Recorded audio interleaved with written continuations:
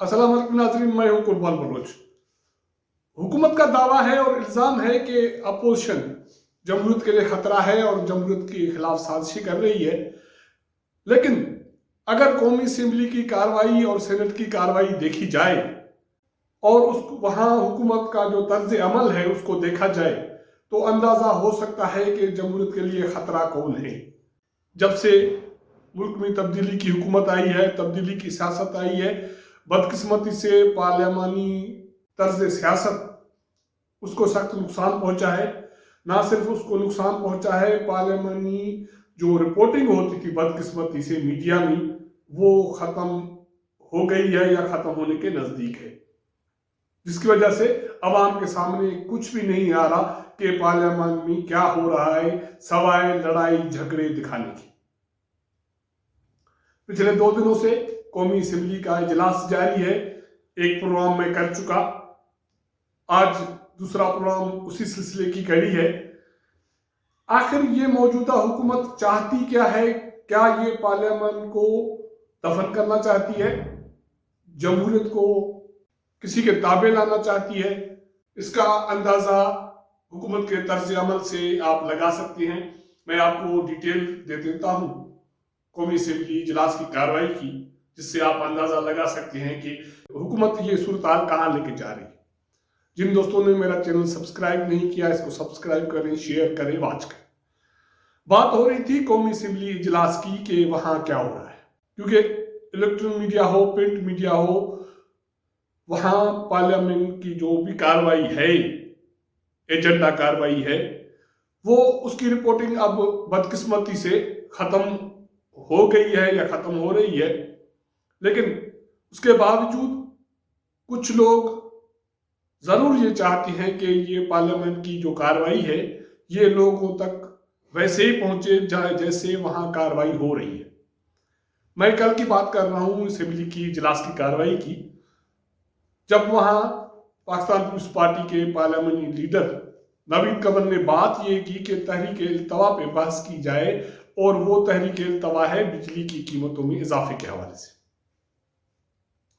आप अंदाजा कर सकते हैं, मैं उसको लफ्जों में कैसे बयान करूं, मेरे लिए बहुत मुश्किल है कि शाह महमूद कुरैशी जो सीनियर वाइस चेयरमैन है पाकिस्तान तहरीक इंसाफ के, वजीर खारजा हैं, पहले वजीर रहे हैं, वफाकी वजीर रहे हैं, सीनियर रहनुमा हैं, वो सिर्फ इस जुमले पे तप गए। हालांकि नावीद कमर का ये जो गिला शिकवा था या मुतालबा था वो स्पीकर के चेयर से था, हुकूमत से उसका कोई लेना देना नहीं था। लेकिन उसके बावजूद शाह महमूद कुरैशी जिस तरह उठे और उनका जो मौक़िफ़ था, वो ऐसे अंदाजा किया जा सकता है कि नावीद कमर ने कोई अवामी इशू पे बात नहीं की, लेकिन किसी के दुखती हुई रग पे हाथ रख दिया। शाह महमूद कुरैशी का ये कहना था कि आप कार्रवाई चलाने नहीं देते, आप जब कार्रवाई चलेगी तो तहरीक-ए-इल्तवा भी आ जाएगी, ये होगा वो होगा वो होगा। उसकी पूरी कोशिश थी कि अपोजिशन उस पर रद्द अमल करे, इजलास की जो कार्रवाई है वो न चल सके, क्योंकि प्राइवेट मेंबर डे था। बहुत सारे अक्सर प्राइवेट मेंबर डे पे अपोजिशन के मेंबरान के बिल होते हैं, तहरीक होती हैं, मुख्तलिफ इशूज होते हैं। उसको भी छोड़े, आगे चलते हैं। जब इस हवाले से जवाब देने का टाइम आया इसका वजीर तवानाई उमर अयूब साहब का, उमर अयूब साहब तो ऐसे बिहेव करते हैं मौजूदा हुकूमत में जैसे उसने सारे मुल्क के जो इशूज हैं, खास करके तवानाई के इशू हैं, उनको कांधा दे के रोक के रखा है, वरना सारी चीज़ें लोगों पे गिर जाएंगी।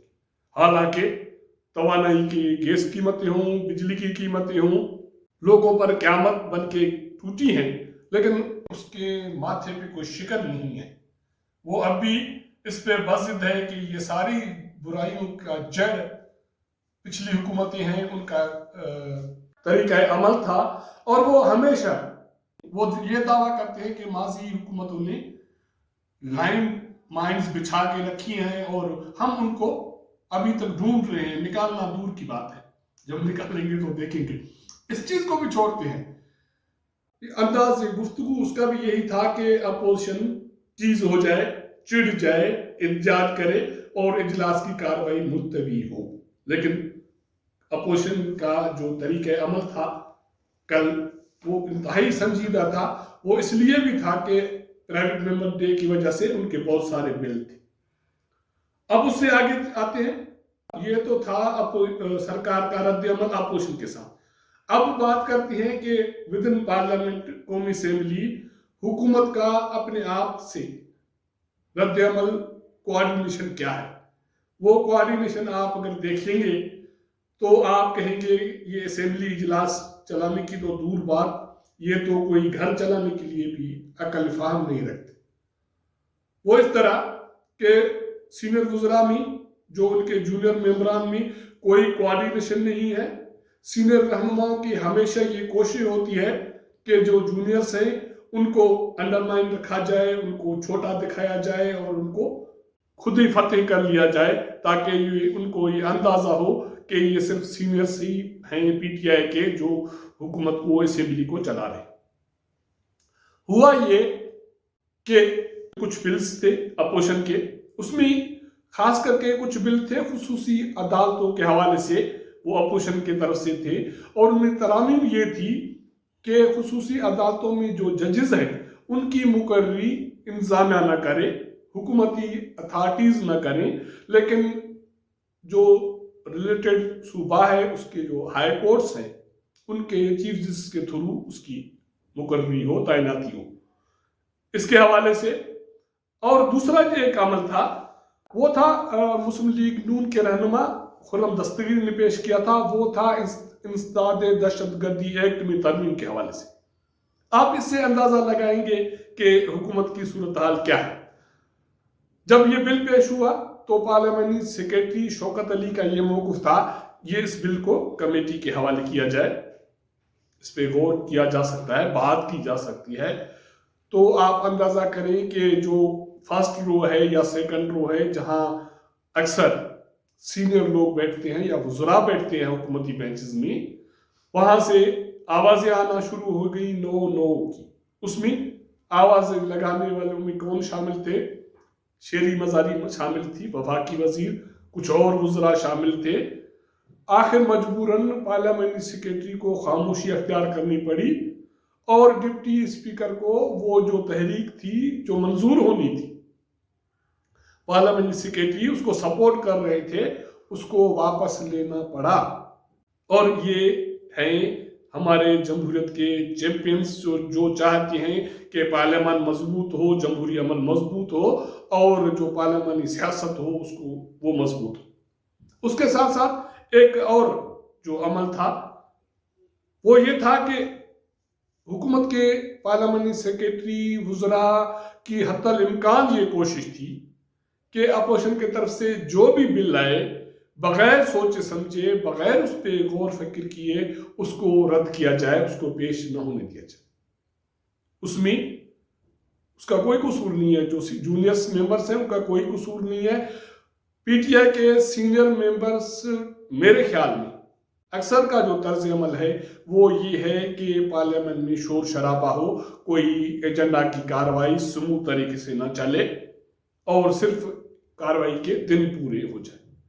اگر حکومت کے آپس میں اتنے بڑے جھگڑے ہیں، عدم اعتماد ہے، اور پچھلے روز میں نے آپ سے ذکر کیا تھا کہ 180 ارکان کی اکثریت رکھنے والی حکومت ایوان میں 86 ممبر بھی لا کر کورم پورا نہ کر سکے اور ان کی کوآرڈینیشن کا یہ طرز عمل ہو اور صورتحال ہو، تو آپ اندازہ لگا سکتے ہیں کہ یہ حکومت پارلیمنٹ کو کتنے حد تک مضبوط کرنا چاہتی ہے. ایسا کچھ بھی نہیں، ان کا نہ ارادہ ہے حکومت کا پارلیمنٹ کو مضبوط کرنے کا، نہ جمہوری عمل کو، نہ لوگوں کے مسائل حل کرنے کا کوئی ارادہ ہے. ان کی صرف یہ کوشش ہے کہ اپوزیشن کو، پارلیمنٹ کو، جمہوری عمل کو، لوگوں کو فتح کیا جائے، کیونکہ انہوں نے جو کچھ سیکھا ہے یا ان کی حکومت میں جو لوگ آئے ہیں وہ اسی سوچ سے آئے ہیں. اس سوچ کی انتہا کیا ہوگی، نتائج کیا نکلیں گے، وہ کوئی ڈھکی چھپی بات نہیں ہے، لیکن لگ رہا ہے کہ لوگوں عوام کے لیے مزید پریشانی آنی ہے، طوفان آنے ہیں. اس کے نتائج کیا نکلیں گے یقینی طور پہ طوفانوں کے نتائج اچھے نہیں ہوتے. جو صورتحال بنے گی اس کو دیکھا جائے گا، لیکن ان حکمرانوں سے کوئی اچھائی کی توقع نہیں ہے اور نہ ہی کی جا سکتی. اگر ہمارا یہ پروگرام آپ کو پسند آئے تو اس کو شیئر کیجئے اپنے دوستوں کے ساتھ اور اپنا انپٹ دیجئے گا. آپ سے ملاقات ہوگی اگلے پروگرام میں، تب تک اجازت دیجئے گا. اللہ حافظ.